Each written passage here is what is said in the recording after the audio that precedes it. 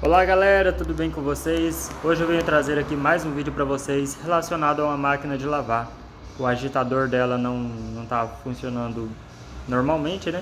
E eu vou estar mostrando aqui para vocês o problema dela.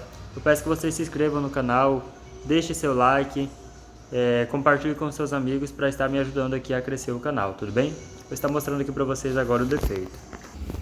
Olha aqui, essa é a máquina, né? Modelo LEC17.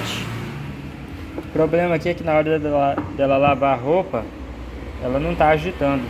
O cesto gira normalmente, porém na hora de agitar ela não agita. E o problema já foi identificado aqui, ó. Olha a situação. E ó, não sei se vocês conseguem escutar o barulho, ó.